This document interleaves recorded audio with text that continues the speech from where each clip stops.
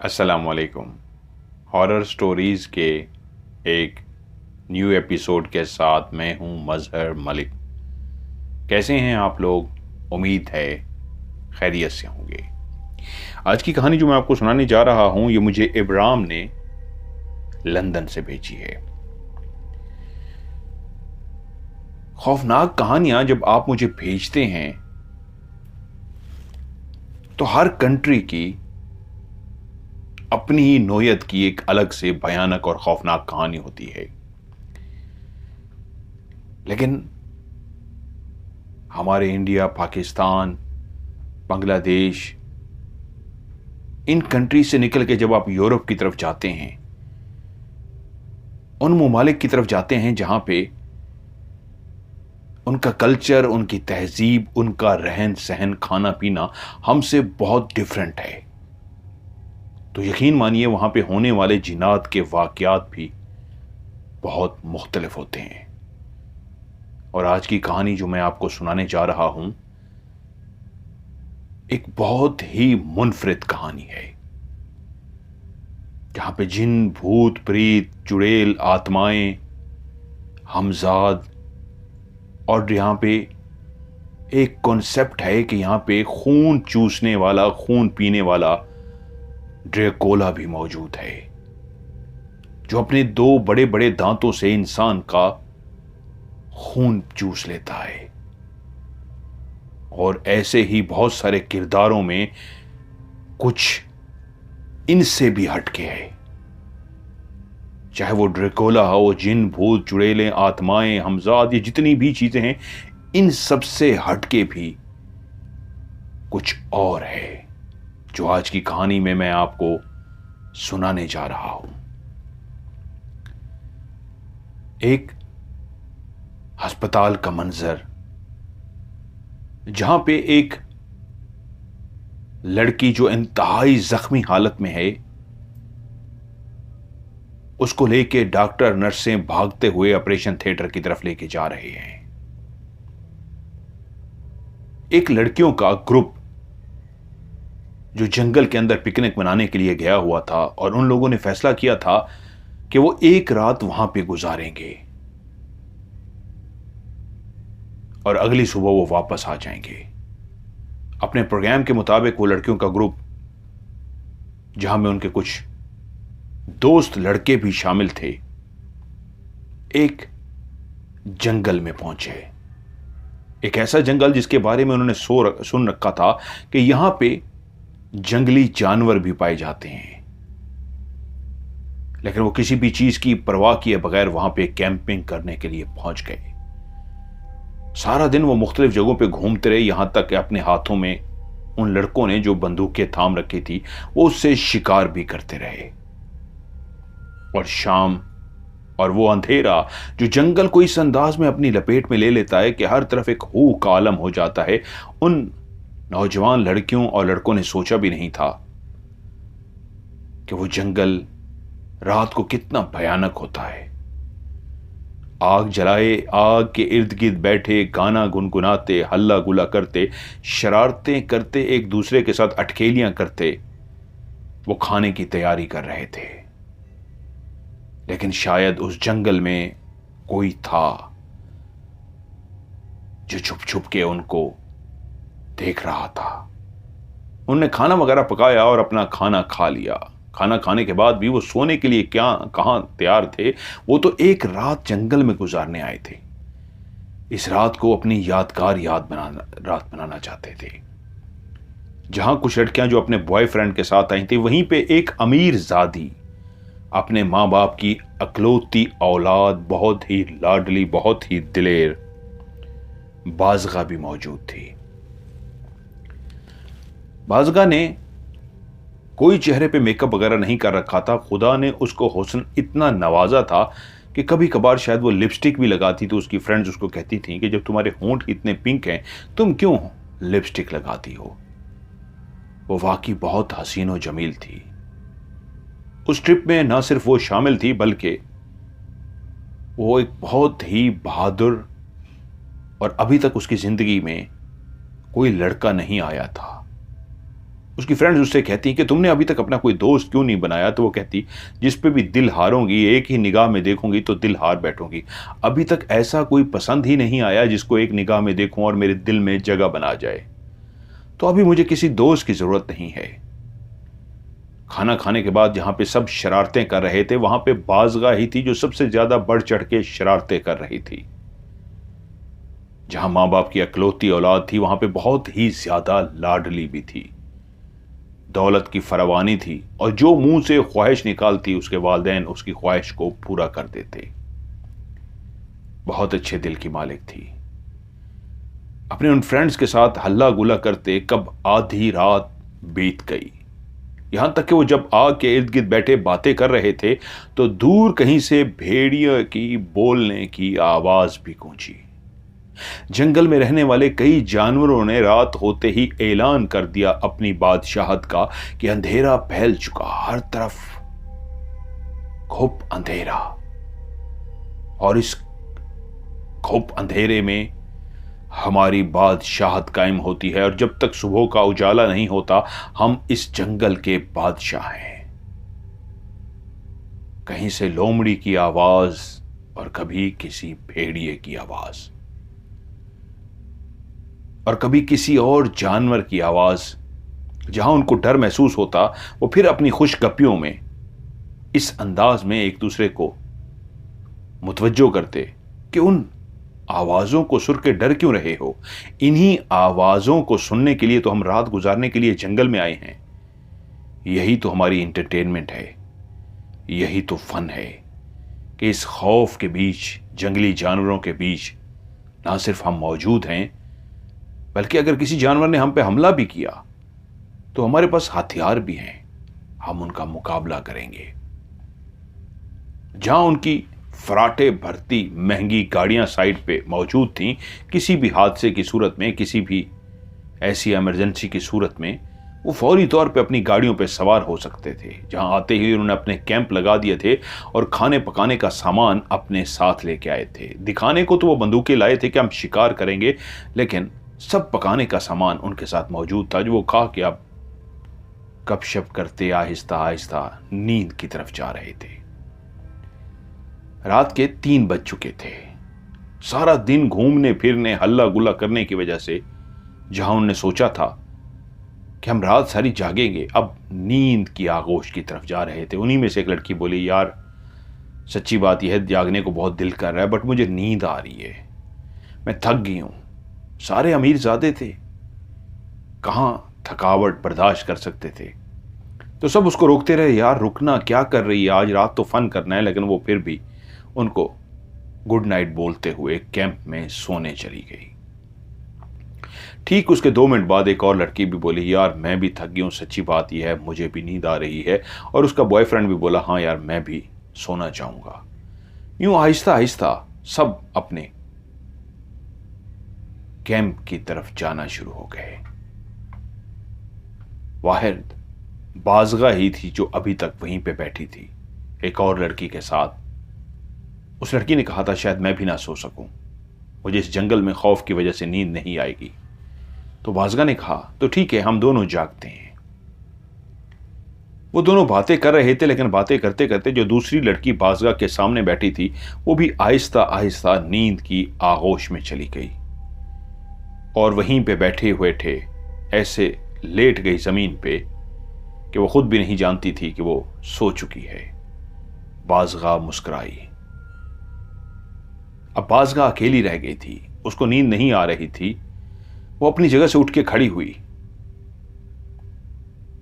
कैसा खूबसूरत मंजर है कि सब सो चुके हैं, आग जल रही है, मुझे उठ के थोड़ा सा चहलकदमी करनी चाहिए, रात की इस तारीकी में इस खूबसूरत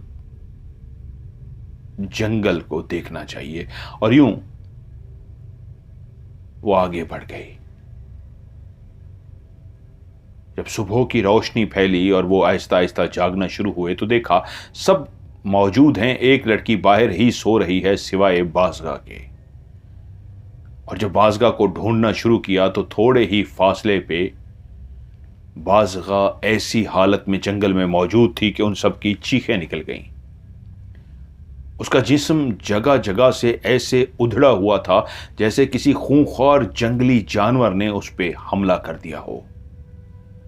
उसके चेहरे पे भी काफी चोटें आई थीं और उसका पूरा वजूद जख्मी था। उसको इमरजेंसी की जरूरत थी। वो सब खौफजदा हो गए। जल्दी से बाज़गा को उठाया, सामान चीजें वहीं फेंक के गाड़ी में डाला और शहर की तरफ रवाना हो गए। सबसे बड़ा जो करीबी अस्पताल था वो वहीं पहुंचे। डॉक्टर और नर्सों को तारुफ कराया गया। बताया गया कि एक बहुत बड़े बिजनेसमैन की बेटी जो इस वक्त जिंदगी और मौत की कश्मकश में थी, उसको फौरी हेल्प की जरूरत थी। वो उसको लेके डॉक्टर और नर्सें ऑपरेशन थिएटर की तरफ बढ़े। मौत जिंदगी से हारने की कोशिश कर रही थी। मौत जिंदगी से जीतने की कोशिश कर रही थी और जहां जिंदगी हारने वाली होती वहां पे डॉक्टर ऑपरेशन थिएटर में उसको लिटा चुके थे कि सर तोड़ कोशिश करके इसको बचाना है। और वहां का एक नौजवान हसीन और जमील डॉक्टर जिसका नाम विलियम था, ये नाम उन्होंने मुझे फर्जी कहा है तो ये फर्जी नाम है। विलियम अपनी टीम के साथ जो था तो एक नौजवान डॉक्टर, लेकिन इंतहाई हसीन और जमील। उसकी उम्र 32 साल हो गई थी, लेकिन उसने अभी तक शादी नहीं की थी। तकरीबन 4 घंटे तक वो मुसलसल उसका ऑपरेशन करता रहा। उस ऑपरेशन के दौरान कई दफा ऐसा लगा कि वो धड़कता हुआ दिल जो सामने लगी स्क्रीन पे एक वेव्स की सूरत में दिखला रहा था कि अभी जुम्बिश बाकी है, तो वो दिल की धड़कन ऐसे स्लो हो जाती जैसे जिंदगी हार गई है और मौत जीत गई है। वो फिर से अपनी अनथक कोशिश करते और यूं 4 घंटे के एक कामयाब ऑपरेशन के बाद आखिरकार वो बाज़गा को बचाने में कामयाब हुए। और इसका सारा सेहरा डॉक्टर विलियम को जाता था। वो खुद भी थक चुका था। एक बहुत लंबा 4 घंटे का ऑपरेशन था। जब वो बाहर निकला तो वो सारी लड़कियां और लड़के परेशान थे। उनमें से एक लड़की बार बार रोए जा रही थी, कहे जा रही थी कि मेरा ही आइडिया था पिकनिक पे जाने का, कि जंगल में पिकनिक बनाते हैं, काश हम वहां ना जाते, काश हम वहां ना जाते, मेरी दोस्त का ये हाल ना होता। और सारे उसको हौसला दे रहे थे। और जैसे ही डॉक्टर को उन्होंने बाहर आता देखा तो सारे लपके और पूछा, डॉक्टर साहब अब बाज़गा की तबीयत कैसी है? डॉक्टर बोले, अब वो खतरे से बाहर है, आप लोगों को परेशान होने की जरूरत नहीं है, अब वो ठीक है। हाँ, जितनी देर तक हम ऑपरेशन करते रहे वो एक खतरे की बात थी, लेकिन अब आप लोग अपने घरों को चाहिए, अब वो रिलैक्स, अब वो ठीक है। डॉक्टर विलियम ने जब उसका ऑपरेशन किया था और ऑपरेशन करने के बाद उस रूम से निकलने लगा था तो एक निगाह उस डॉक्टर ने अपने फरीजे को अंजाम देते हुए, जब वो अपने ऑपरेशन को कर चुका और उस वक्त वहां से निकलने लगा, तो उसी लम्हे उसने एक निगाह उस बेहोश सोई हुई लड़की को देखा था जिसका चेहरा इंतहाई हसीन और जमील था, लेकिन इस वक्त उसके चेहरे पे काफी ज्यादा चोटें थीं। उसके चेहरे पे काफी जख्म के निशान थे, लेकिन उसके चेहरे की मासूमियत अब भी बताती थी कि बहुत ही हसीन और जमील और बहुत ही मासूम और इंतहाई खूबसूरत लड़की है। अब वो अपना फर्ज निभा चुका था, उसकी जिंदगी को बचा चुका था। एक आम इंसान की तरह उसने उस मासूम और भोले चेहरे की तरफ देखा और बाहर निकल गया था और उनके दोस्तों को हौसला देने में लग गया था कि परेशान मत हो, अब वो खतरे से बाहर है। रात को ड्यूटी खत्म करके डॉक्टर अपने घर को रवाना हो गया। लेकिन जब विलियम अपने घर पहुंचा तो फिर उसको याद आया कि आते हुए कम से कम मैं उस लड़की को देख के आता, उस मासूम प्यारी सी लड़की को जो बहुत जख्मी हालत में लाई गई थी। वो लड़की उसको याद क्यों थी? वो इसलिए याद की थी, एक याद होने की वजह यह भी थी कि जिस वक्त डॉक्टर विलियम उसका ऑपरेशन कर रहा था तो उसके जिस्म के एक हिस्से के अंदर 2 बड़े बड़े दांत निकले थे। ऐसे बड़े दांत जैसे किसी जानवर ने उस पर हमला किया हो और उसके 2 दांत उस लड़की के वजूद के अंदर ही रह गए हों। और उस ऑपरेशन के दौरान डॉक्टर विलियम ने वो दोनों दांत ना सिर्फ संभाल के बाहर रख लिए थे, क्योंकि वो जानता था अब जब पुलिस आएगी और सारी तहकीक की जाएगी तो बताने के लिए कि इसके वजूद के अंदर से ये 2 दांत भी निकले हैं, किसी जंगली जानवर के दांत। इसके जिस्म को किसी जंगली जानवर ने उधेड़ कर रख दिया है, इसको जख्मी किया है, और ये रहे उस दांत, उसके सबूत। उन्होंने उसको एक बॉक्स में रख दिया था। विलियम अपने घर में अकेला रहता था। अभी तक उसने शादी नहीं की थी, ना ही उसकी कोई गर्लफ्रेंड थी। वो एक शर्मीला सा नौजवान था। कई दफा उसने सोचा वो शादी कर ले, उसकी 32 साल उम्र हो चुकी थी, लेकिन अभी तक वो कुंवारा ही था। अपने बिस्तर पे सोते हुए उसको फिर से उस मासूम सी लड़की, जिसका नाम उसके दोस्त बाज़गा बता रहे थे, उसका चेहरा याद आया, और उसके दांत से निकाले गए वो 2, उसके जिस्म से निकाले गए वो 2 दांत भी। खैर, कुछ देर के बाद वो सो गया, और जब सुबह वो तैयार वगैरह होके सीधा हॉस्पिटल पहुंचा तो वो ये देख के हैरान रह गया कि वो लड़की अपने बिस्तर से इस अंदाज में उठ के बैठी है कि उसने टेक लगा रखी है, और वो एकदम से चौंक पड़ा। वो जानता था रात तक उस लड़की को होश आ गया होगा, लेकिन इतनी जल्दी कि वो उठ के भी बैठ गई। बहुत ही बहादुर लड़की थी।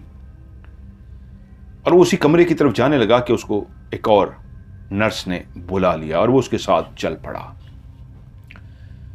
थोड़ी देर के बाद जब वो फारिग हुआ तो फिर से उसको याद आया कि मैं बाज़गा को देख के आऊं। उसको देखने के लिए जब अंदर दाखिल हुआ तो देखा बाहर शीशे से उसको नजर आया एक नर्स के साथ वो बैठी कुछ बोल रही है। वो अंदर दाखिल हुआ और बाज़गा से बोला, हे गुड मॉर्निंग, आपको होश आ गया, बहुत अच्छा लग रहा है, लेकिन ये किस बात पे बहस हो रही है? तो नर्स बोली, डॉक्टर साहब, ये खाने के लिए मांग रही है, और जैसे कि आपने कहा था उसको वही फूड और लिक्विड दिया जा रहा है, लेकिन ये बजिद है कि मुझे खाना दिया, नाश्ता दिया जाए। डॉक्टर पहुंचे और कहा, भाई इतनी जल्दी खाना? अभी तो जख्म नहीं भरे, अभी तो आपको रिकवर होना है। चलें एक सवाल करते हैं आपसे, आपको जितने भी जख्म हैं उनमें यकीनन दर्द हो रहा होगा, तो अगर 1 से लेके 10 तक मैं आपसे पूछूं कितना % आपको दर्द हो रहा है? अगर आप 10 कहेंगी तो इसका मतलब है आपको कंप्लीट दर्द हो रहा है। 9 कहेंगी, 8 कहेंगी, जितना नीचे होती जाएंगी तो मैं समझूंगा दर्द कम से कम है। अगर आप कहेंगी मुझे 2% है तो इसका मतलब है ना होने के बराबर दर्द है। और अगर आपका दर्द बहुत कम हुआ तो जरूर आपको खाने को दिया जाएगा। बताइए आपको कितना दर्द है? बाज़गा बोली, मुझे 0 दर्द है। क्या? डॉक्टर विलियम बोले, आप क्या कह रही हैं? ये नामुमकिन है, आपकी चोटें बहुत गहरी हैं, आपको दर्द तो होगा। वो बोली, मुझे कोई दर्द नहीं है, आपने कहा था, मैंने आपको बता दिया। चलिए अब मुझे नाश्ता दीजिए, मुझे बहुत भूख लगी है। तो डॉक्टर ने कहा, ठीक है नर्स, आप इनके लिए खिचड़ी, दूध और इस तरह का जो डॉक्टर एक सामान कहते हैं हल्का फुल्का, वो आप नाश्ता ले आइए। वो बोली, नहीं मुझे ये नहीं खाना, मुझे शदीद भूख लगी है, मुझे गोश्त खाना है। डॉक्टर एक दफा चौंका और उसकी तरफ देखा, क्या हो गया है, इतनी जल्दी आपको गोश्त नहीं दिया जा सकता। देखिए मैंने आपकी बात मान ली, मैं डॉक्टर हूं, बेहतर जानता हूं कि आपको इस वक्त ब्रेकफास्ट नहीं दिया जा सकता, फिर भी मैं आपको नाश्ता देने के लिए मैंने नर्स से कह दिया है खिचड़ी और इस तरह का सामान आपको दिया जा रहा है, तो आप कुछ हमारी भी मान लीजिए, ये वाला नाश्ता कीजिए, थोड़ा सा बेहतर हो जाइए, मैं आपको दूसरा भी इजाजत दे दूंगा खाने की। उसके बाद विलियम उस लड़की की इस बहादुरी पे हैरान था कि ना सिर्फ उठ के बैठी है, बल्कि वो लड़की बाज़गा भरपूर एक सेहतमंद, जो इस तरह कोई नाश्ता करता है वैसा नाश्ता मांग रही थी, जबकि वो तो दुबली पतली एक कमजोर सी एक नाजुक सी लड़की थी। नाश्ता इस तरह मांग रही थी जैसे बहुत कोई हटी कटी मोटी सी औरत बहुत हैवी किस्म का नाश्ता मांगती है। डॉक्टर मुस्कुराता हुआ उसको देखता हुआ चल पड़ा।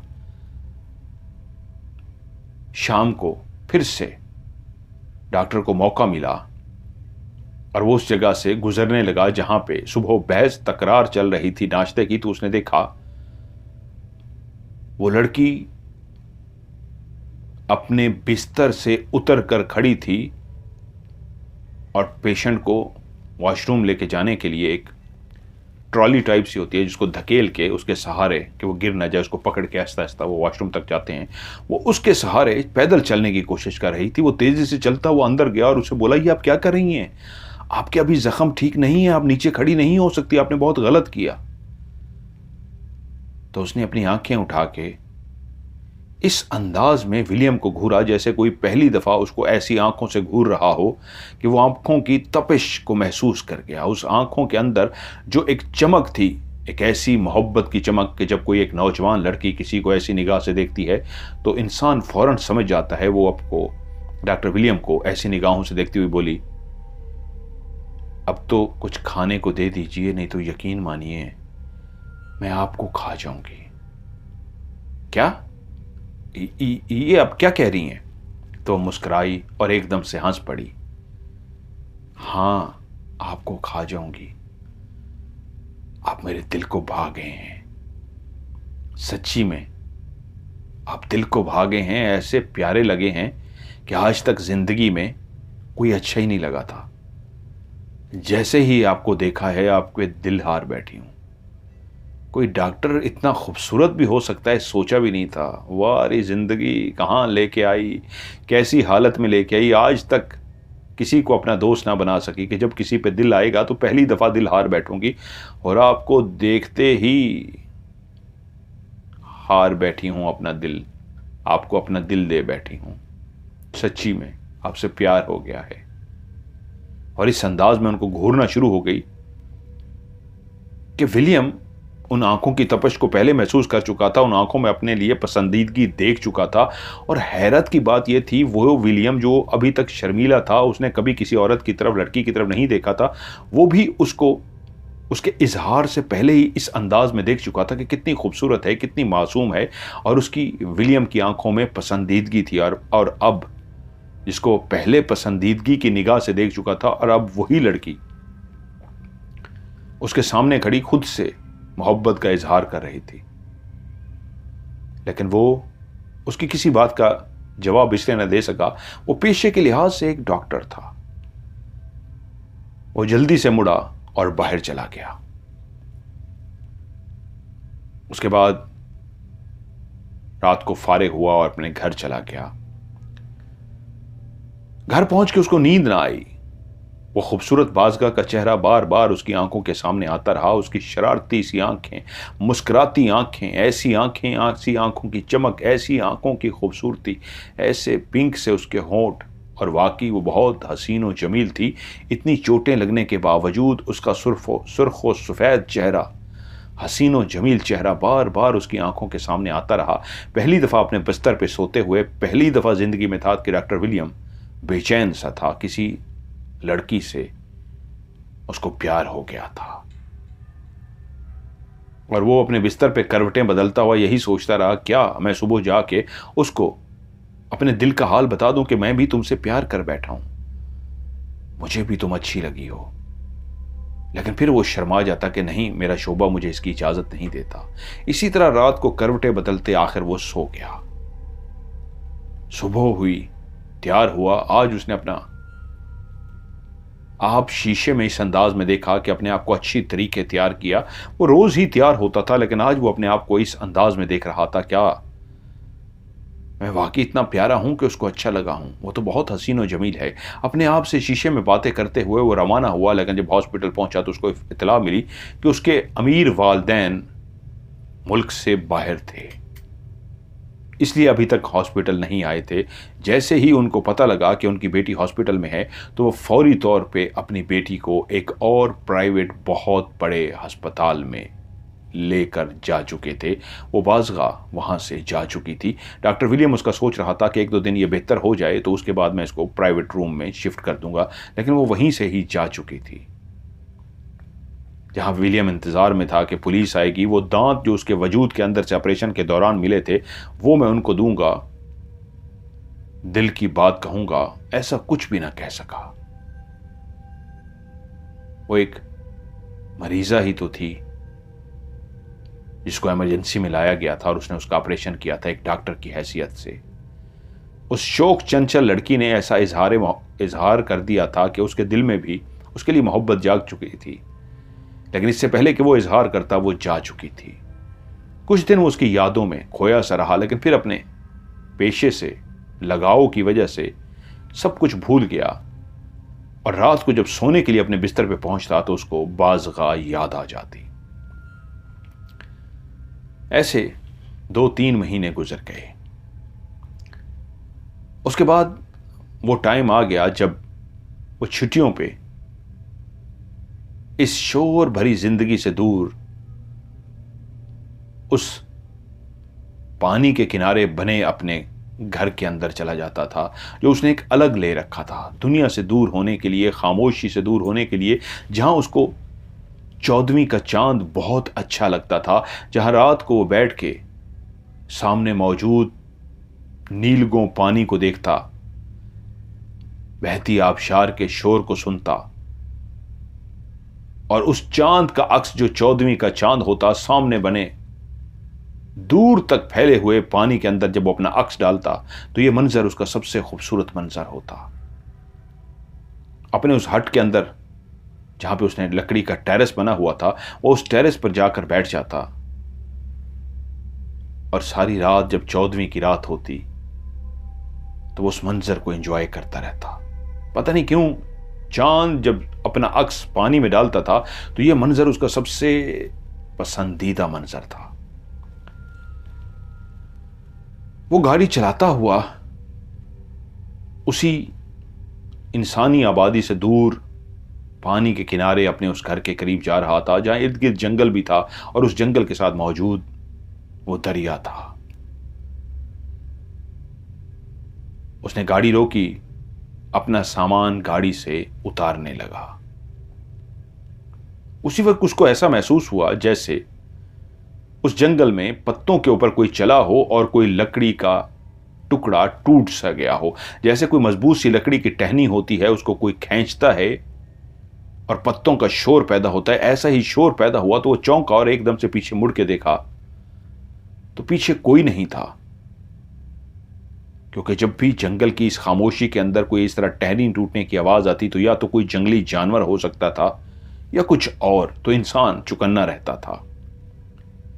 वो चुकन्ना सा हो गया कि कहीं कोई जानवर ना हो। कुछ देर खड़ा देखता रहा, लेकिन पीछे खामोशी रही। वो समझ गया खतरे की कोई बात नहीं। उसने अपना सामान उठाया और उठा के लकड़ी के बने हुए इंतहाई उस खूबसूरत से घर के अंदर दाखिल हुआ। इस घर के अंदर कोई बिजली नहीं थी। इस घर के अंदर जरूरियात जिंदगी की वो अपनी चीजें अपने साथ लेके आता और लालटेन जला कर रखता। उस घर में दाखिल हुआ। पकाने के लिए, खाने के लिए काफी सामान वो अपने साथ लेके आया था। जितने दिन उसने रहना था वो सामान उसके पास मौजूद था। वो घर के अंदर दाखिल हुआ। उसने घर की सफाई वगैरह की, क्योंकि वो 8-9 महीने के बाद, साल के बाद, कभी 1.5 साल के बाद वहां पे आता था। इस दफा वो 8-9 महीने के बाद आया था। वो बाज़गा की यादों के साथ यहां पे वक्त गुजारना चाहता था।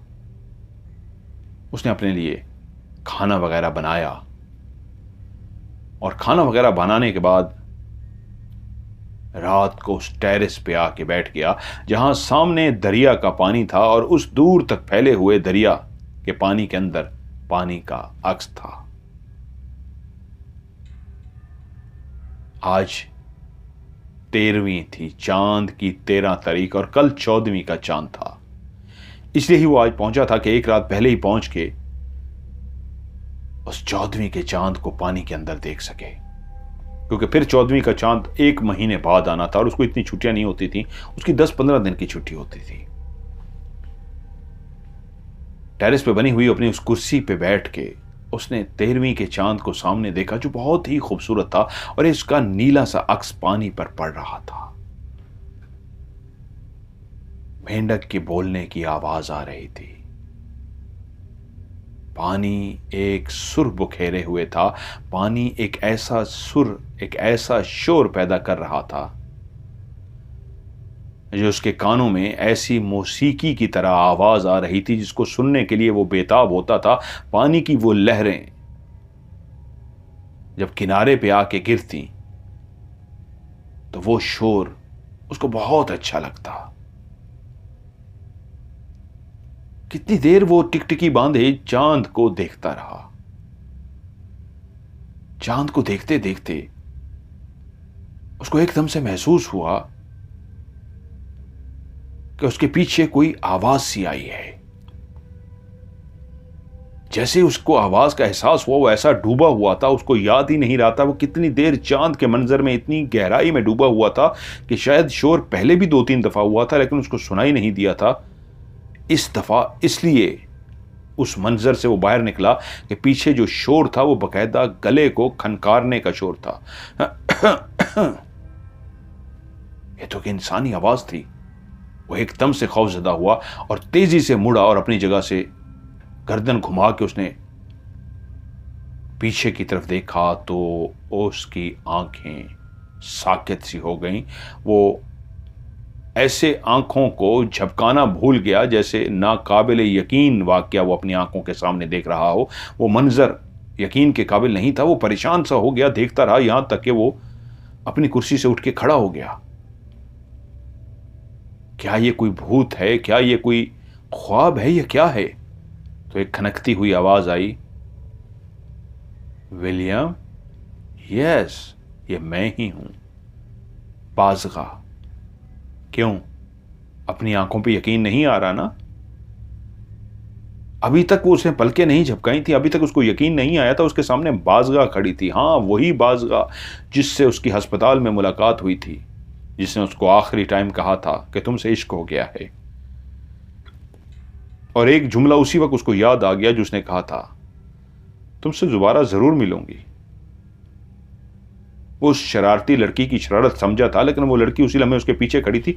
लेकिन एक हैरान कुन बात और भी थी। उसके चेहरे पे जितनी भी चोटें आई थी वो कंप्लीटली ठीक नहीं हो सकती थी, उनको वक्त लगना था, लेकिन उसके चेहरे पे सारी कंप्लीट चोटें ठीक हो चुकी थी। उसने उसको सर से पांव तक देखा अपने आप को यकीन दिलाने के लिए कि मैं जो कुछ देख रहा हूं ये ख्वाब नहीं हकीकत है। तो उससे बोला, मुझे यकीन नहीं आ रहा कि ये तुम हो। वो बोली, हां, अब यकीन कर लो, मैंने कहा था ना मैं जरूर मिलूंगी। मैं आ गई। लेकिन तुम यहां कैसे पहुंची और तुम्हारे जख्म कैसे ठीक हुए?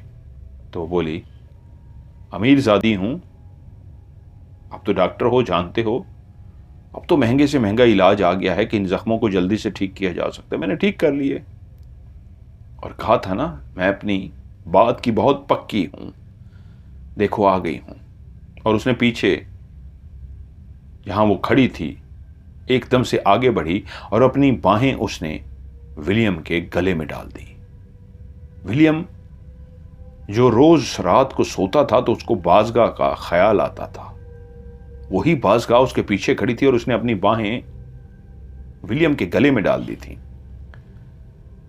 वो कुछ देर ऐसे साकित सा खड़ा रहा कि क्या क्या जवाब दे इसका।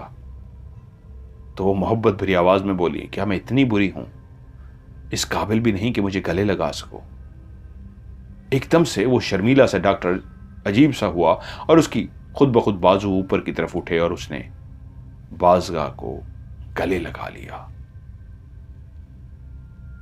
पानी, पानी के अंदर चांद का मंजर, चांद का अक्स, और वो एक अपनी महबूबा जिसको वो ख्वाबों में सोचता था, उस हसीन और जमील लड़की को जिसका चेहरा पहले से कई गुना खूबसूरत था। उसने उसको जख्मों के साथ देखा था, जहां पे चेहरे पे कई जगह पे जख्म थे, तो उसके बावजूद उसको उस पर प्यार आया था, उसकी खूबसूरती पे। तो अब तो उसका चेहरा बिल्कुल क्लियर था, तो वो कितनी खूबसूरत होगी। उसने उसके गले लगा लिया। बाज़गा उससे बोली, मुझसे कोई सवाल जवाब मत करना, बस इतना याद रखना, मैं अपनी मोहब्बत को ढूंढते ढूंढते आखिर यहां तक पहुंच गई, आओ मेरे साथ। वो एक मर्द था लेकिन शायद किस लड़की का इस तरह मिल जाना उसके लिए नाकाबिल यकीन था। वो दीवाना हो चुका था और उसको लेके अंदर की तरफ बढ़ी और यूं दोनों मोहब्बत की दुनिया में खो गए। विलियम की जब सुबह आंख खुली तो उसको याद आया कैसा खूबसूरत हसीन और जमील मैंने रात ख्वाब देखा है कि मेरी महबूबा यहां आ गई थी और कैसे उसने आके मुझे गले लगाया और मैंने उसे गले लगाया और हम दोनों अंदर आ गए थे और फिर हम ऐसी मोहब्बत की दुनिया में डूब गए थे कि मैंने अपने प्यार को पा लिया था। कैसा हसीन सपना था, कैसा हसीन ख्वाब था, उसने सोचा और वो नहाने के लिए बाथरूम में चला गया। वो तैयार हुआ, फ्रेश होने के बाद अब वो नाश्ता बनाने के लिए किचन की तरफ गया और जैसे ही किचन में गया तो वो देख के ठटक गया, रुक गया कि जिसको वो ख्वाब समझ रहा था वो ख्वाब नहीं हकीकत थी। बाज़गाह सामने किचन में खड़ी नाश्ता बना रही थी और जैसे ही उसने बाज़गाह को देखा तो वहीं पे उसके कदम रुक से गए, जैसे अपने आप से सवाल पूछ रहा हो, मैं तो अभी तक उसको ख्वाब समझ रहा था लेकिन ये तो हकीकत है। शायद मैंने रात को थोड़ी ज्यादा पी ली थी, क्योंकि वो जब चांद के मंजर को देखता था तो बैठ के पीता था। वो शराब नहीं पीता था लेकिन ऐसे मंजर के लिए, वो अपने आप को मस्त करने के लिए कभी कभी हल्की सी पी लेता था। लेकिन शायद रात ज्यादा वो समझ रहा था मैं पी गया हूं, लेकिन अब सामने बाज़गाह को देख के वो हैरान रह गया और बाज़गाह की आवाज आई, गुड मॉर्निंग, गुड मॉर्निंग। तो बोला गुड मॉर्निंग। बाज़गाह बोली, आपके लिए लजीज सा मैं नाश्ता तैयार कर रही हूं। आप जो सामान लेके आए थे उसी में से ही मैंने कहा आपका फेवरेट ब्रेकफास्ट तैयार कर दूं। वो चलता हुआ टेबल पर बैठ गया, फिर से अपने आप को यकीन दिलाने के लिए कि ये क्या है, क्या ये हकीकत है। अभी तक कुछ उसको समझ नहीं आ रहा था। तो वो बैठा, बाज़गाह नाश्ता बना के उसके पास ले आई। दोनों ने बैठ के नाश्ता किया और बाज़गाह ने उससे कहा, रात कैसी रही? वो बोला, मुझे शायद लग रहा है वो ख्वाब था लेकिन ये तो हकीकत है। मेरी जिंदगी की सबसे हसीन तरीन रात थी। मैं अपनी मोहब्बत की बाहों में था, मेरे वजूद का वो हिस्सा थी। वो बहुत खूबसूरत रात थी। शायद मेरी जिंदगी में इतनी खूबसूरत रात कभी भी नहीं आई। उसके साथ बैठ के बातें करता रहा। उसने नाश्ता वगैरह कर लिया। उसके बाद बाज़गाह से फिर से उसने कहा, तुमसे कुछ पूछना है? तो बाज़गाह ने अपनी उंगली उसके होंठों पे रख दी, कहा, श्श, अभी नहीं, कोई सवाल नहीं। मुझे पता है कई सवाल हैं आपके मन में जो आप मुझसे पूछना चाहते हैं, लेकिन अभी नहीं। आप मुझसे कोई सवाल नहीं पूछेंगे, मैं आपको खुद ही हर सवाल का जवाब दे दूंगी। क्या आपको मेरा साथ यहां पे बुरा लग रहा है तो मैं अभी चली जाती हूं? बोला, वो नहीं नहीं नहीं, मैं इसलिए नहीं कह रहा। तो बोली, बस फिर हर लम्हे को एंजॉय कीजिए। हम दुनिया से बहुत दूर एक ऐसे वीराने में हैं जहां एक दूसरे के आमने सामने हैं। हर लम्हे को जिंदगी का खूबसूरत लम्हा बनाइए। सवालों में क्या रखा है? पूरी जिंदगी पड़ी है सवालों के लिए। फिर वो सवाल ना पूछ सका और वो इसी तरह बातें करते रहे। फिर उठी, उसने कहा, मैं बर्तन वगैरह धोती हूं, बाकी चीजें संभाल के रखती हूं। और यूं वो दोनों इधर उधर मसरूफ हो गए। दिन के टाइम वो कुछ रेस्ट करता था। उसने कहा, मैं कुछ देर दिन को आराम करता होता हूं, क्या तुम सोना चाहोगी? उसने कहा, हाँ आप आराम करें, मुझे कुछ थोड़े से काम हैं और उसके बाद मिलते हैं। वो आराम करने के लिए बिस्तर पर जाके लेटा, लेकिन उसको नींद नहीं आ रही थी। बाज़गाह के होते हुए वो कैसे सो सकता था? कुछ देर वो करवटें बदलता रहा, उठ के बाद खड़ा हो गया कि नहीं, बाज़गाह के पास ही चलता हूं। वो जैसे ही बाहर आया तो उसने देखा दरवाजा खुला है और बाज़गाह बाहर जा चुकी है। वो चलता हुआ दरवाजे पे पहुंचा तो उसने देखा बाज़गाह इस अंदाज में आगे बढ़ रही है कि लेफ्ट राइट इस अंदाज में उसने देखा है कि कोई मुझे देख तो नहीं रहा। उसका वो लम्हा, उसका वो जाता हुआ अंदाज उसको कुछ मशकूक सा लगा कि ये इर्द गिर्द ऐसे क्यों देख रही है, जैसे वो धड़ल्ले से रह रही थी, जैसे धड़ल्ले से फिर रही थी, अब इस अंदाज में चुकन्ना होके जा रही है। वो दरवाजे के पीछे चुप गया तो उसने पीछे मुड़ के देखा, दरवाजा उसी तरह हल्का सा खुला था। वो आगे बढ़ गई और विलियम भी उसके पीछे जाना शुरू हो गया। वो उसके पीछे चलता चलता चलता काफी आगे तक चला गया और एक जगह पे पहुंच गए। उसने देखा, वो एक दरख्त के पीछे छुप के देख रहा था, एक इंतहाई बदसूरत सा मोटा सा शख्स, बहुत मोटा तो नहीं, भदा सा, यानी थोड़ा सा मोटा, उसका चेहरा अजीबो गरीब एक बदसूरत सा चेहरा था और उसके सामने के 2 दांत भी टूटे हुए थे। वो खड़ा इंतजार कर रहा था बाज़गा का। बाज़गा जैसे ही उसके करीब पहुंची वो उससे लड़ना शुरू हो गया। तुमने अभी तक जो काम तुम्हारे जिम्मे लगाया गया था तुमने क्यों नहीं किया? वो बोली, क्या हो गया है? एक रात ही तो मैंने उसके साथ गुजारी है। अगर एक रात उसको मैंने खुशी दे दी है तो इतना चिल्ला क्यों रहे हो? तुमने जब से मुझे भेड़िया बनाया है तुम जानते हो जो तुम कहोगे मैं वही करूंगी, लेकिन मैं उसको पसंद करती थी। एक रात तो कम से कम मैं उसके साथ गुजार सकती थी, तो अगर मैंने एक रात उसके साथ गुजार ली कौन सी कयामत आ गई? तो एकदम से इस बात को सुन के शदीद गुस्से में आ गया। उसने बाज़गा को बालों से पकड़ लिया और बड़ी सी गाली दे के बोला, एक कुत्तिया, तूने उसके साथ रात गुजारी। मैंने तुझे भेजा था कि तू उसको मार डालेगी और तूने उसको मारने की बजाय तू उसको रात बख्श रही थी, तू उसकी रात को खूबसूरत बना रही थी, तो उसकी बाहों में थी, मैं तेरा खून पी जाऊंगा। मैंने तुझे भेड़िया इसलिए बनाया है। और उसकी एक गुस्से में भरी हुई आवाज सुनाई दी और वो आगे से बोली, इसके बाल वो जोर से खींच रहा था लेकिन वो दर्द से कराही नहीं, और बोली, क्या तुम्हें भी दुनिया में यही एक ही शख्स मिला था जिसको तुम्हें मारना था? कितने लोग हैं जिसको तुम मार सकते हो? हां, ये सच है, ये मसीहा है, इसने मुझे बचाया था। जब तुमने अपने दांत मेरे वजूद के अंदर गाड़ दिए थे और मुझे भेड़िया बना दिया था तो मैं मौत के बहुत करीब थी। और उस जंगल से जब मेरे दोस्त मुझे लेके पहुंचे थे शायद मैं मर जाती, लेकिन उसी मसीहा ने मुझे बचाया था और मुझे उससे प्यार हो गया था, ये सच है।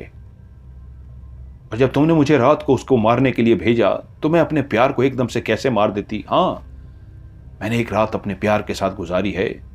आज रात को 14वीं है। ठीक है, जैसा तुम कहोगे वैसा कर दूंगी, लेकिन ये सच है, मैं उससे प्यार कर बैठी हूं। क्या तुमसे पूछ सकती हूं? उसकी जान नहीं छोड़ सकते, जैसा कहोगे वैसा करोगी, तुम्हारी हर बात मानोगी। उसको छोड़ दो प्लीज, मेरे लिए छोड़ दो।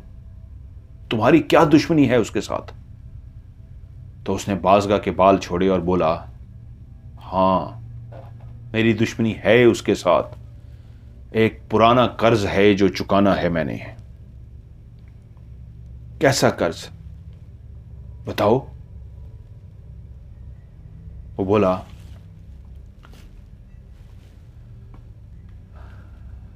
हम भेड़ियों को बद्दुआएं हैं जो इंसान और भेड़िया हैं, कभी इंसान के रूप में और कभी भेड़िए के रूप में। जंगल में भी रहते हैं और जब इंसानों के करीब इंसान का रूप धार के जाते हैं तो हम जैसे भेड़ियों को भी कभी कभी इंसान पसंद आ जाते हैं। तुम जानती हो ना, तुम भी एक भेड़िए बन चुकी हो। मैंने तुम्हें इंसान से भेड़िया बना दिया है। अब तुम भी रूप धार के इंसान हो और रूप जब धारोगी तो भेड़िया बन जाओगी। मैं भी इसी तरह एक इंसान के रूप में था कि एक हसीनो जमील लड़की जिसका नाम मारिया था, उसको देखते ही मैं उस पर दिल हार बैठा। वो इतनी हसीनो जमील थी कि मैं 24 घंटों में हर पल उसके ख्वाब देखने लगा और ऐसा दीवाना हो गया कि मुझे था कि बस हर सूरत में इसको हासिल करना है। मैं उसकी दीवानगी में था और ये बात मैंने अपने दोस्त जॉन को बताई। जॉन मेरा सबसे बेहतरीन दोस्त था और उसको मैं बता चुका था कि एक इंसान से मैं बेइंतहा प्यार कर चुका हूं, उसको मैं भेड़िया बनाना चाहता हूं और अगर मैं अपने दांत उसके अंदर गाड़ देता तो वो इंसान से भेड़िया बन जाती और फिर भेड़िए से इंसान, वो हमारी नस्ल की तरह हो जाती, कभी भेड़िया कभी इंसान, और मुझे उसको हर सूरत में अपनी मादा बनाना था। मेरे दोस्त जॉन ने कहा वो मेरा साथ देगा। लेकिन कैसे उस जॉन के दिल में क्या आई कि वो गद्दार निकला और वो मारिया को अपने साथ लेकर भाग गया। मेरी मोहब्बत को लेकर भाग गया, जिसके लिए मैं पागल और जुनूनी हो चुका था। जॉन उसको लेकर भाग गया और मैं उनकी तलाश में मारा मारा फिरता रहा। पता नहीं कैसे वो भेड़िए से इंसान बन गया। अगर वो उसके अंदर भेड़िए वाली खसलत होती तो मैं उसकी बू सूंघ लेता और उसको पहचान लेता, लेकिन कुछ उसने ऐसा करा दिया था कि अब वो टोटल इंसान हो गया था। मैं काफी कोशिश के बावजूद ना ढूंढ सका और मैं हैरान इस बात पे था कि वो इंसान कैसे बन गया। उसने अपनी उस खसलत को उसको कैसे चेंज कर लिया। खसलत को नहीं है, उसने उसको जो उसके अंदर एक ताकत थी कि वो भेड़िया भेड़े से इंसान, कि ढूंढते ढूंढते आखिरकार मैंने उन दोनों को पा लिया। और तब मुझे पता लगा कि वो शादी कर चुके हैं और मारिया के पेट में एक बच्चा होने वाला था। मैंने उन दोनों को मार दिया और मैं खुश था कि मैंने बदला ले लिया। लेकिन तुम नहीं जानती कि जब मैं मारने के लिए वहां पे पहुंचा तो मैं एक ताकतवर भेड़िया था, और जब मैं वहां पहुंचा इंसान के रूप में था और मैंने भेड़िए के रूप में अपने दोस्त जॉन पे हमला कर दिया, क्योंकि वो एक इंसान के रूप में था और वो भेड़िए का रूप नहीं धार सकता था। अगर वो रूप धार लेता शायद वो भी मेरा मुकाबला करता। वो एक इंसान था और मैं ताकतवर भेड़िया। मैंने भेड़िया बन के उसको शदीद जख्मी कर दिया, इतना जख्मी कि वो हिल नहीं सकता। वो मेरे सामने जख्मी हालत में पड़ा था और तभी मैंने दोबारा से इंसान का रूप धारा और उसी की आंखों के सामने उस मारिया का वजूद हासिल किया। उसके वजूद के साथ खेलता रहा। जो कभी मेरी मोहब्बत थी अब वो उसकी बीवी और उसके बच्चे की मां बनने वाली थी। मैंने उसके वजूद को हासिल किया और मेरे अंदर एक जुनून दीवानगी थी जिससे मैं शदीद प्यार कर रहा था। आज मैं उसके जिस्म को हासिल कर रहा था, लेकिन मेरे अंदर गुस्सा फिर भी खत्म ना हुआ और मैंने पहले मारिया को मारा और फिर जख्मी जॉन को मारा और वहां से चला गया। लेकिन फिर मुझे पता लगा कि उनका जो बेटा था वो बच गया था। मरने के बावजूद वो पैदा हुआ था और जब मैं उसको मारने के लिए गया, उसकी नस्ल को ख़त्म करने के लिए गया, तो पता लगा कुछ लोग उसको गोद ले चुके हैं। और जब गोद ले लिया जाता है तो फिर पता नहीं लगाया जा सकता कौन लोग लेके गए हैं। मैंने काफ़ी कोशिश की, उनका पता ना लगा सका। और फिर तुम मुझे पसंद आई। तुम्हें मैंने जंगल में देखा, तुम्हारे सारे दोस्त सो गए थे, तुम अकेली थी। मारिया तो कब की मर चुकी थी, उसका बच्चा भी मुझसे दूर हो गया था। लेकिन तुम्हें देखते ही मैं तुम पे फिर से एक दफ़ा दिल हार गया और फैसला कर दिया कि तुम्हारे अंदर अपने दांत गाड़ दूंगा और तुम्हें भेड़िया बना दूंगा और फिर तुम मेरी मादा होगी, हमेशा मेरे साथ रहोगी।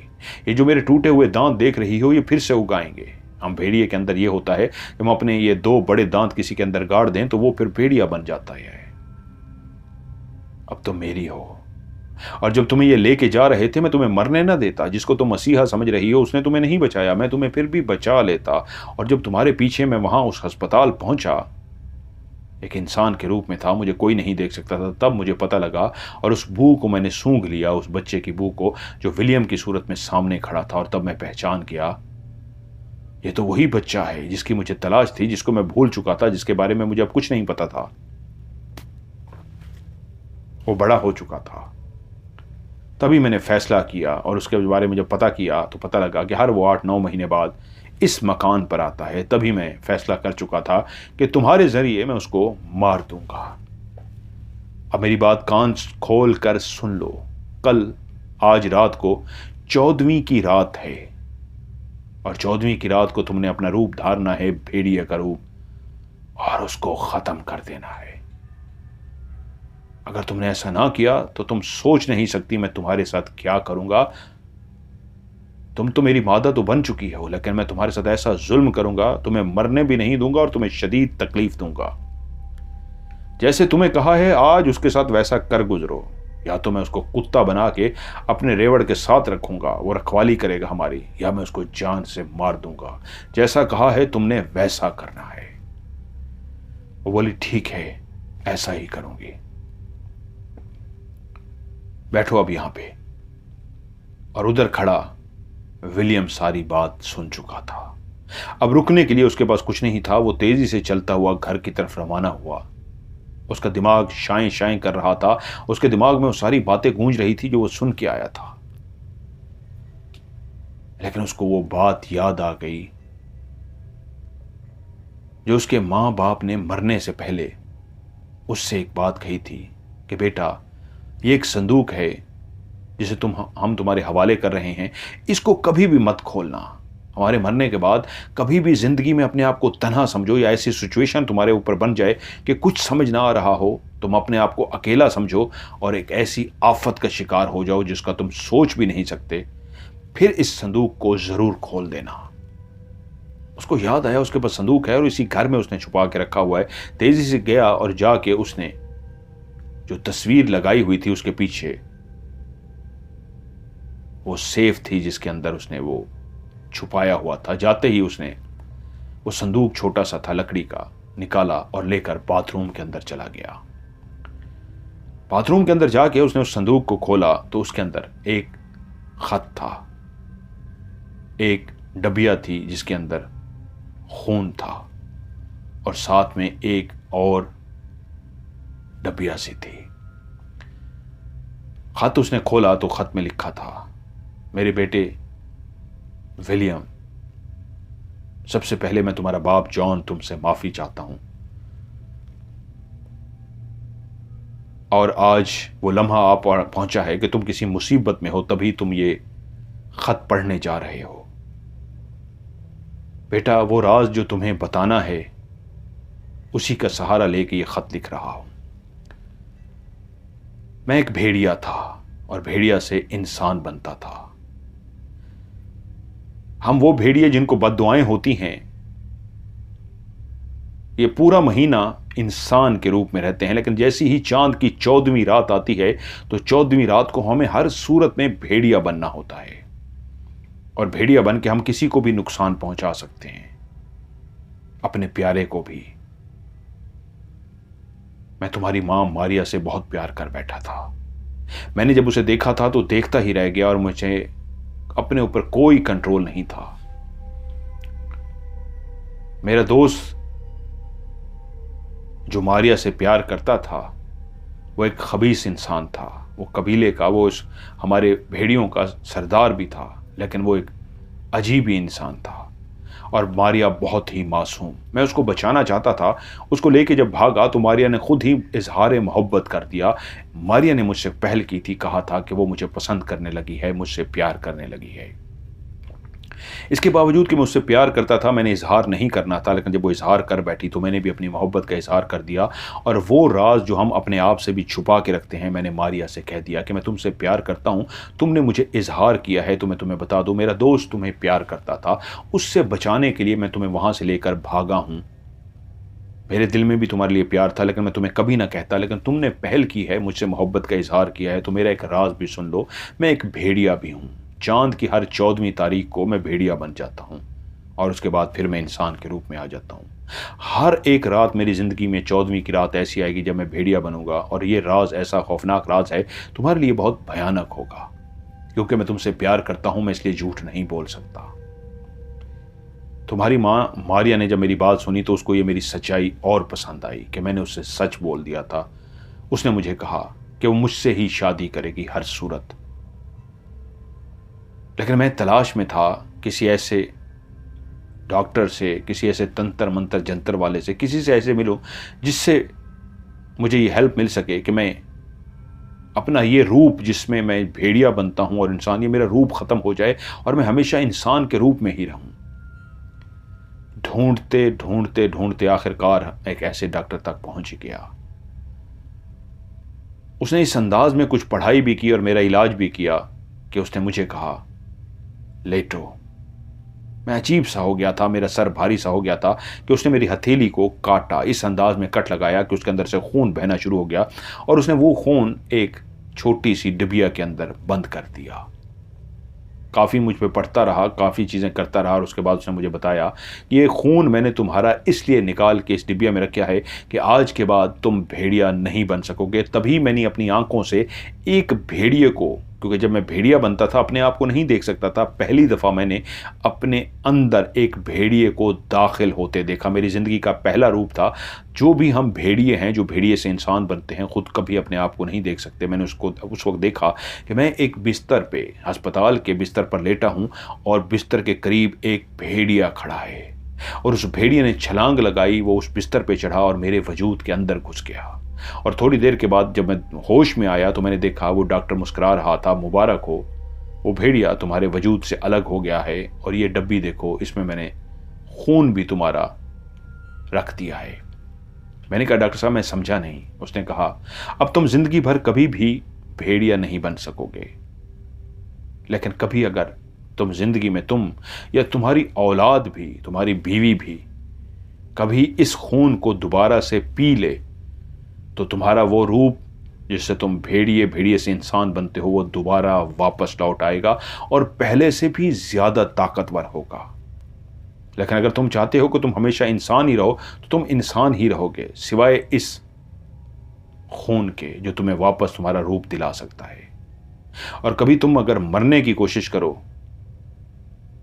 ये एक तुम्हें और डब्बी के अंदर एक लिक्विड है, इस लिक्विड को अगर तुम पी लोगे फिर तुम्हारी मौत वाक़ई हो जाएगी। अगर तुम कोई ऐसे हालात में आ जाते हो कि ज़िंदगी से छुटकारा हासिल करना चाहते हो तो इस तरह ज़िंदगी से छुटकारा भी हासिल कर सकते हो। और अगर दोबारा अपने रूप को हासिल करना चाहते हो, भेड़िए से इंसान और इंसान से भेड़िए, तो इस खून को पी सकते हो। वो खून और वो लिक्विड जिससे मौत हो सकती थी उसने मेरे हवाले कर दिया, जिससे मैं भी पी सकता था, मेरी बीवी भी और मेरा बेटा भी। क्योंकि मेरी बीवी अब मेरे वजूद का हिस्सा थी, वो मेरे साथ सोती थी, एक ही बिस्तर पे हम एक हो चुके थे, इसलिए वो भी हो सकती थी। और हमारे खून में से जो बच्चा, बेटी या बेटा पैदा होता वो भी हो सकता था। इसलिए मैंने संभाल लिया और अपने एक बहुत ही अजीजी दोस्त के हवाले कर दिया कि इसको हमेशा संभाल के रखना। और जब पता लगा तुम्हारी माँ पेट से है, उम्मीद से है, हमारा बच्चा होने वाला है, तो मैंने कानूनी तौर पे अपने एक दोस्त को उसका वारिस ठहरा दिया कि अगर हम दोनों मियाँ बीवी ना रहे तो वो उस बच्चे की कफालत करेगा।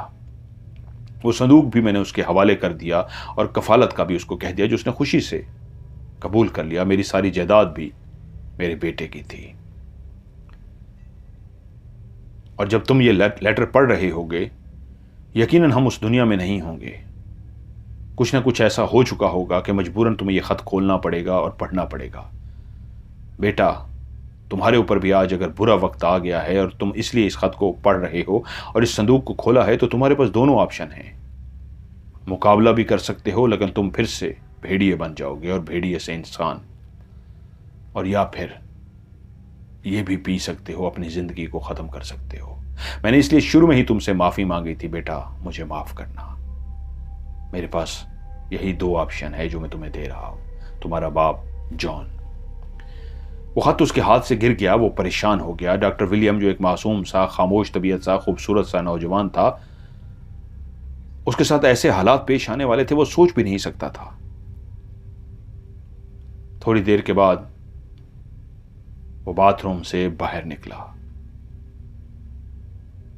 बाज़गा वापस आ चुकी थी और वो उसके सामने इस अंदाज में जा रहा था जैसे उसको किसी बात का कुछ भी नहीं पता। वो बिल्कुल नॉर्मल था और बाज़गा फिर से उससे मोहब्बत से पेश आने लगी।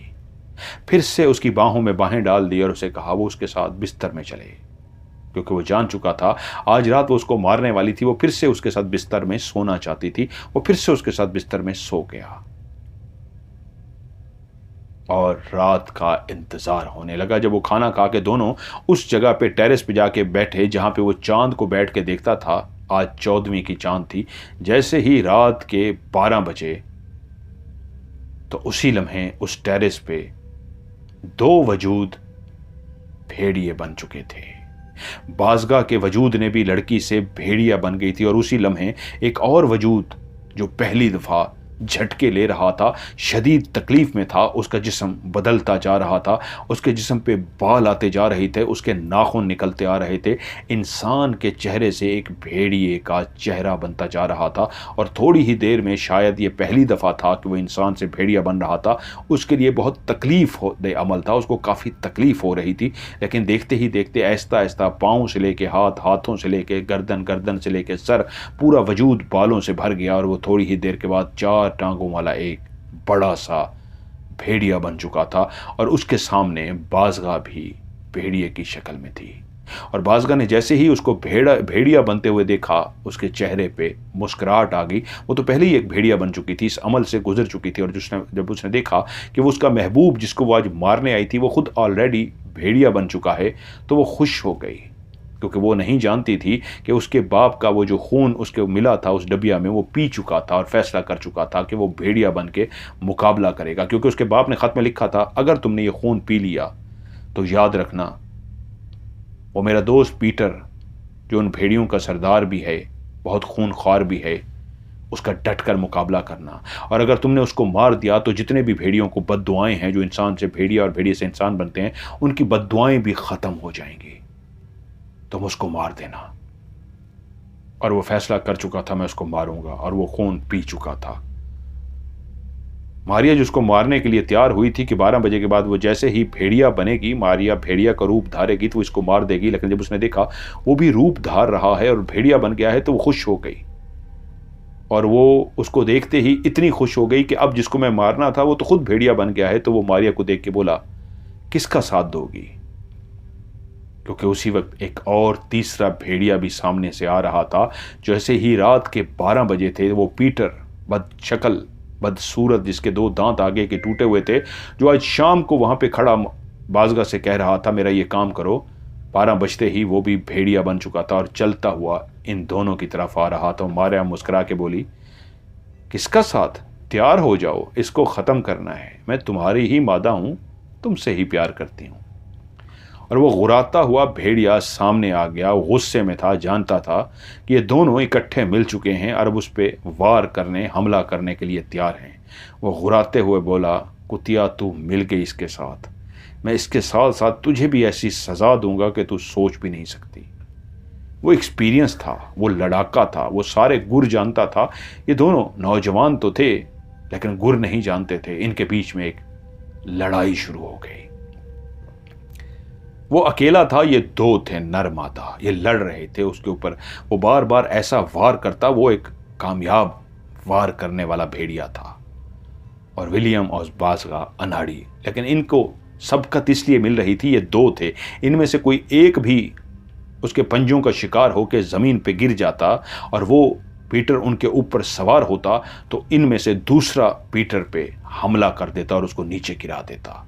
पीटर जब भी हावी होता, जो भेड़िए की शक्ल में था, पीटर हावी होता तो इनमें से दूसरा उसको नीचे गिरा देता। यूं लड़ते लड़ते दोनों ने पीटर को मार डाला। पहले नीचे गिराया, जख्मी किया, और उसके बाद दोनों ऐसे जुनूनी हुए कि उस पर ऐसे वार करते रहे, ऐसे वार करते रहे।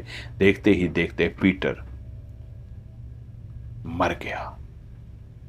और जैसे ही सुबह के आसार नमूदार हुए, सूरज की रोशनी बिखरने वाली थी, तो वो दोनों जख्मी तो थे लेकिन इंसान के रूप में वापस आ चुके थे। इनके अपने बस में था, वो जितना देर चाहते भेड़िए बन के रह सकते थे, लेकिन अगर वापस आना चाहते तो सूरज निकलने से पहले पहले वो इंसान बन सकते थे। और वो दोनों इंसान बन गए। और बाज़गाह उससे बोली, मेरा प्यार, मेरी मोहब्बत मुझे मिल गई। और सबसे अहम बात, डॉक्टर विलियम उससे बोला, मेरे बाप का वो ख़त जब मुझे मिला तो उसके अंदर जो बात लिखी थी वो बहुत अहम बात थी कि अगर मैं इस खबीस सरदार को, जो उन भेड़ियों को, जो एक कुदरती भेड़िए हैं, जंगल के भेड़िए, ये वो वाले भेड़िए नहीं हैं, ये वो वाले भेड़िए हैं जो इंसान का रूप भी धारते हैं और भेड़िए का रूप भी धारते हैं, जिनको बद्दुआएं हैं। मेरे बाप ने कहा था कि इस शैतान को मैंने मार दिया तो जितने भी बद्दुआओं वाले भेड़िए हैं ये फिर इंसान ही रह जाएंगे, इनकी बद्दुआएं ख़त्म हो जाएंगी। बाज़गाह, मुबारक हो, अब तुम भेड़िए नहीं रही, ना मैं भेड़िया हूं, ना मैं कभी भेड़िए का रूप धार सकूंगा, ना तुम भेड़िए की रूप धार सकोगी, उस शैतान को मार के हमने अमर हो गए। अब हम इंसान ही हैं, हमेशा इंसान रहेंगे। और उस जैसे जितने भी ऐसे भेड़िए थे जिनको बददुआ थी, वो सारे ठीक हो चुके होंगे। मारिया उससे चिपट गई, लिपट गई और उसने कहा, मेरे लिए इससे खुशी की बात क्या है कि मैंने अपनी मोहब्बत को पा लिया। मैं भेड़िया भी होती मैं तब भी खुश होती, और अगर मैं इंसान बन गई हूँ हमेशा के लिए मैं तब भी खुश हूँ। मेरा महबूब मेरी बाहों में है। यूं उन दोनों ने शादी कर ली और हंसी खुशी जिंदगी गुजारी। जैसे कि मैंने शुरू में कहा था, हर इलाके की एक अपनी कहानी होती है, एक खौफनाक भयानक कहानी। इन इलाकों की जब आप कहानियां सुनते हैं तो उसमें ड्रैकुला और इस तरह की भयानक, खौफनाक, अजीबोगरीब कहानियां आपको सुनने को मिलती हैं।